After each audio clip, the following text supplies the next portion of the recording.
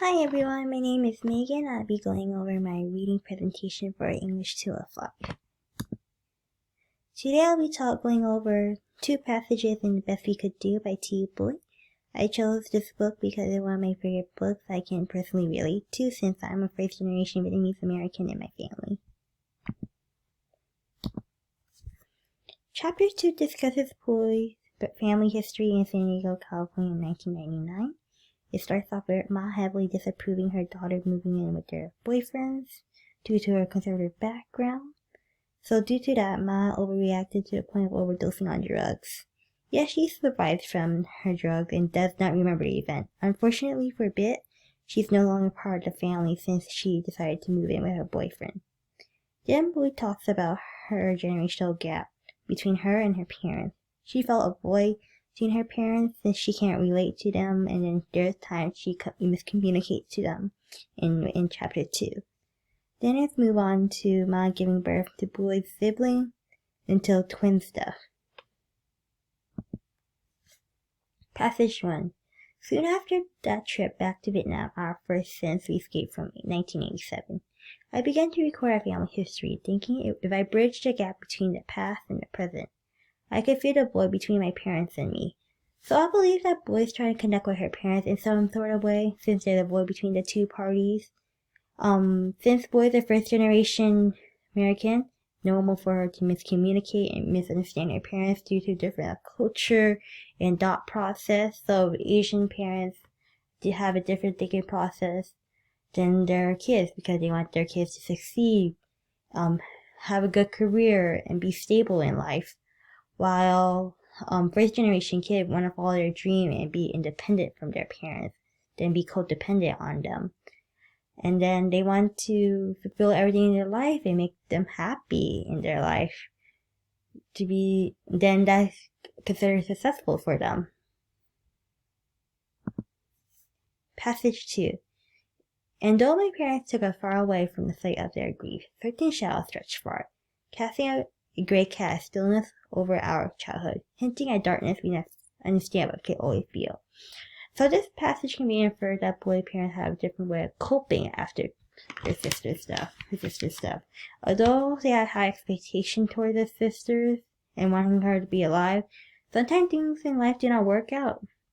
So ever since Quinn passed away, Boyd's family tried to move on from the traumatic event. But they feel some sort of regret in their life because they know they could have done more and saved her. But they can't do that because they just feel like there's nothing they could do in their power. And they cannot control things in life sometimes. Outside source, part 1.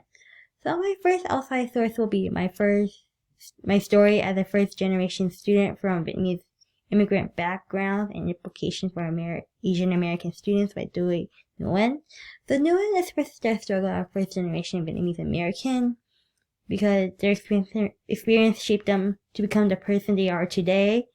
Then I chose this outside source because it connects with the memoir The Best We Could Do, due to similar experience growing up as a first generation Vietnamese American. However, I understand one thing. Just like a tree, I am also connected to my own roots.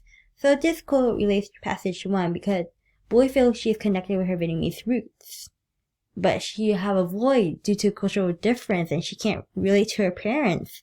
And I can personally relate to this to Boyd Nguyen. I feel a void with my parents. Sometimes I question who I am and how my family history and how they become this way. Even though I'm connected to my own Vietnamese root to my parents, I can't fully adapt to it because I grew up in America and I adopted Western culture, but I can't forget about my cultural roots, like New Year's and how we celebrate things. Outside source part 2. My second outside source is from discussing depression with Vietnamese American patients by J. Immigrant Nori Health.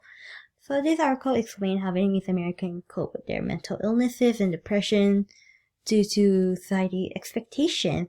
So Asians tend to have high expectations because linked from Confucius, and Confucius told us that the older you are, the wiser you are. So we have to respect the older generation while the younger generation are seen as foolish, unexperienced because we haven't faced things in life. So I chose this as my second source because I still suffer from depression, from high expectation from my parents, and pretty much since I'm Asian, I'm expected to be smart and everything, but sometimes I'm not, and sometimes I struggle with certain subjects, and it's hard to get over it sometimes, too. Patients and family may deny signs and symptoms of mental illnesses to preserve their public image appearance and save face for themselves and their family. So this quote connect with boys' parents because they still suffer from PTSD from their past, from living in Vietnam. They suffer from the Vietnam War. They suffer from their daughter's death, and then they had to suffer from moving so many places at the same time, and then they deal with so much stuff throughout their life.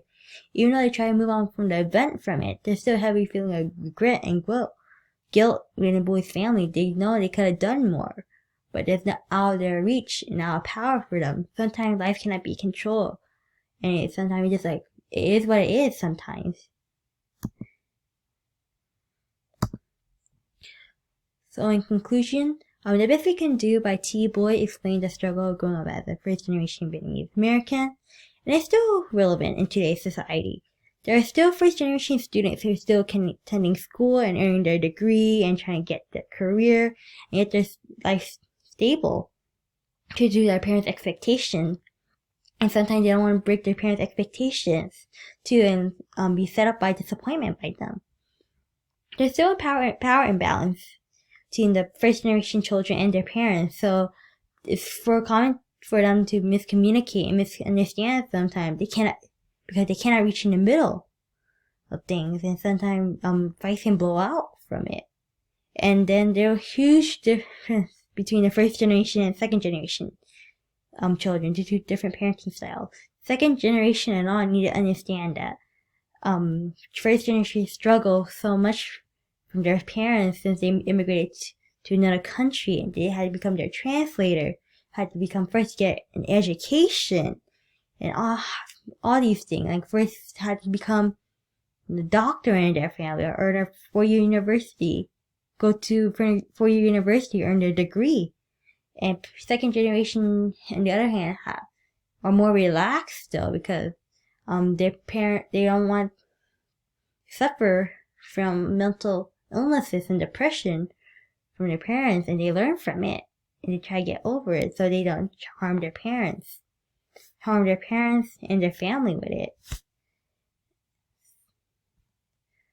So in all, it's still relevant in today's society, and we just need to come together and understand what makes everyone different, how they experience from this, and how they overcome it as well. And here's my sources for my presentation. And then thank you for listening for my presentation. Bye!